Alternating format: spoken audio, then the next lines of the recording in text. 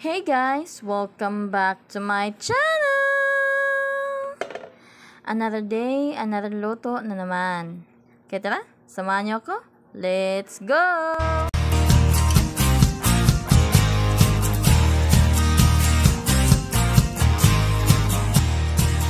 Ang lulutuin po natin for today ay giniling na baboy. Ayan, meron po tayo ditong giniling na pork. And ito na po yung ating mga sangkap.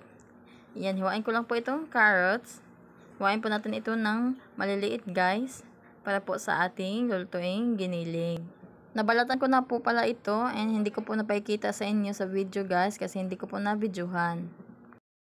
Maraming klase ng luto po ang giniling guys. Meron po yung may pasas. Pero po itong atin guys ay meron po itong green peas and maglalagay din po tayo dito ng kaunting cheese. Meron din pong giniling guys na para po pang lumpia. Ayan guys, ginayat ko na po itong ating carrots. Ayan, pinino ko lang po guys. Ganyan lang po kaliliit ang hiwa natin sa ating carrots.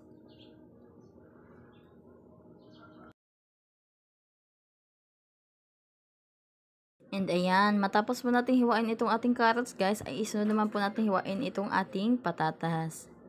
Ayan guys, hiniwa ko lang po ng paganyan, maninipis, and hiwain po natin ito ng pataas or pa-straight.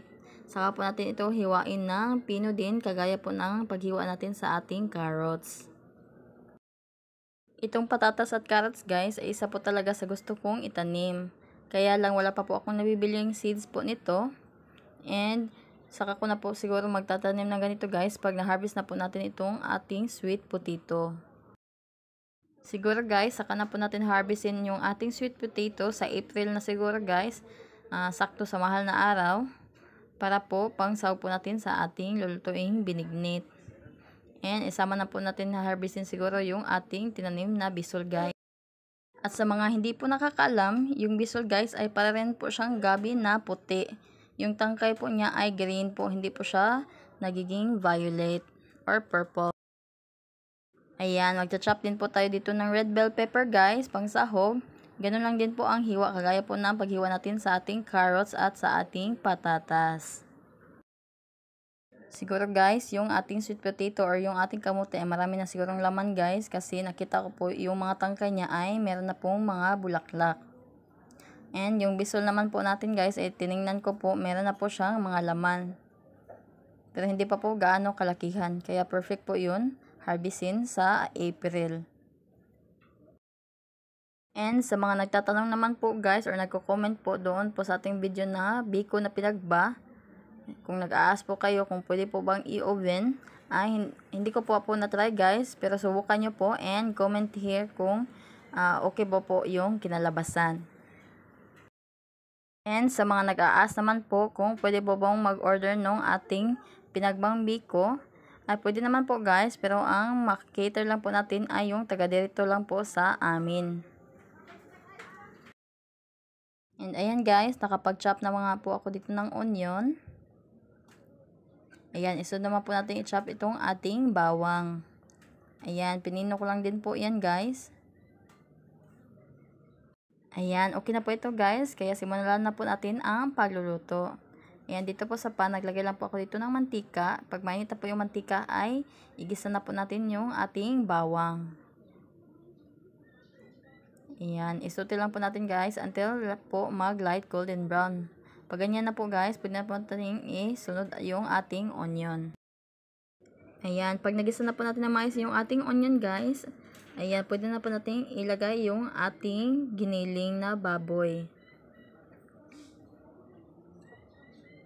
Ayan, ilagay ko na po yan guys and haluhaluin lang po natin ito.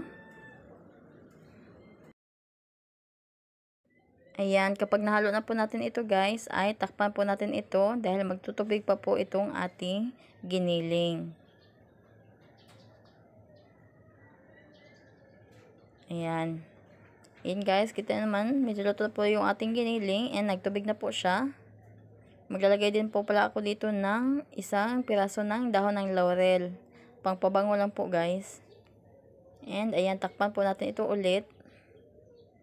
After po ng ilang minuto guys, ayan, tingnan nyo naman, nag-reduce na po yung tubig ng ating giniling. Ayan, wala na po siyang tubig. Kinuha ko na po dito yung ating dahon ng laurel. Ayan, and hinalo-halo ko lang po ito para po hindi masunog yung ilalim. And pwede na po natin ilagay yung ating iba pang mga sangkap. Ayan, ilagay ko na po dito yung ating bell pepper.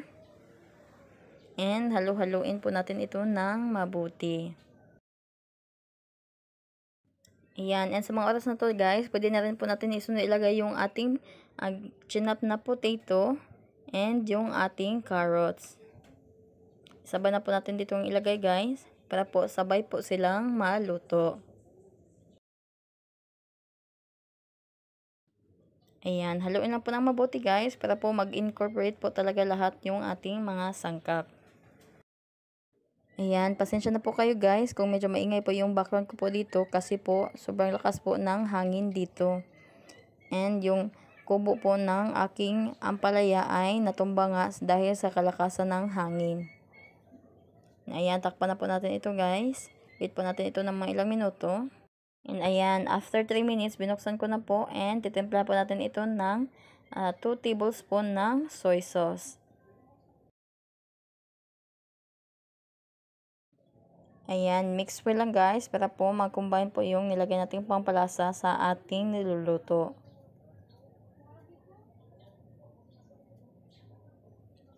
Ayan guys, and maglalagay din po pala ako dito guys ng isa pong piraso ng beef cubes. Pampadagdag po ng lasa. Ayan guys, lagyan po natin and nilagay ko po yan sa ilalim. And saka po natin ito takpan. Ayan, after 3 minutes guys, natunaw na nga yung nilagay nating beef cubes. Ayan, haluhuluin lang po natin ito. Ayan, dito sa part na to guys, ay maglalagay na po tayo dito ng kaunting tomato sauce. Ang nilagay ko po pala ng tomato sauce dito guys ay yung Italian style tomato sauce. Ayan, continuous lang po tayo sa paghahalo. And after po nating haluin to guys, ay maglalagay din po pala tayo dito ng kaunting tubig. Ayan, naglagay na po ako dito ng tubig guys. And ayan, haluin po natin ito ulit. And by the way guys, maglalagay din po pala tayo dito ng ketchup. Ang gamit ko pong ketchup guys ay yung tamis anghang na UFC ketchup.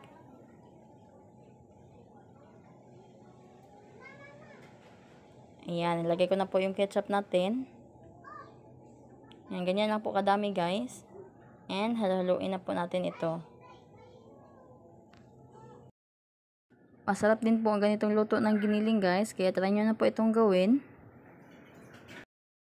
Pwede po itong pantinda guys, pwede pang ulam at pwede rin pong panghandaan. At ayan guys, ilagay ko na rin po dito yung ating green peas. Ayan, tapos mo natin ilagay itong ating green peas guys, ay haluin lang po natin ito and lutuin po natin ito ng mga another 3 minutes. Itong green peas po na nilagay ko guys, ay ito na po yung nasa pakete. So kung meron po kayong fresh guys, ay pwede pong yun yung gamitin nyo. Ayan, pakalaan po natin ito ng other 3 minutes guys. And ayan, another 3 minutes po. Binuksan ko na and timpla po natin ito ng paminta or ground pepper.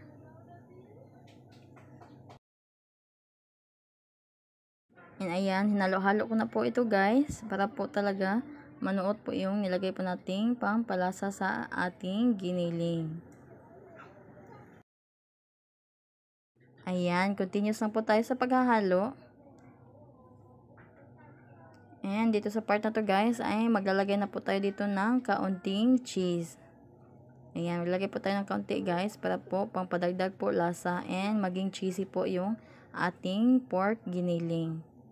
Ayan guys, grated cheese nga po pala yung nilagay ko guys, para po madali po siyang matunaw.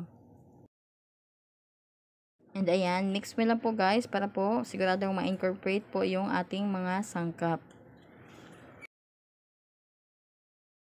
Ayan, and after po natin haluin ito guys, ay takpan po natin ito and i-simmer po natin ito ng mga another minute para lang po siguradong matunaw yung ating nilagay na cheese.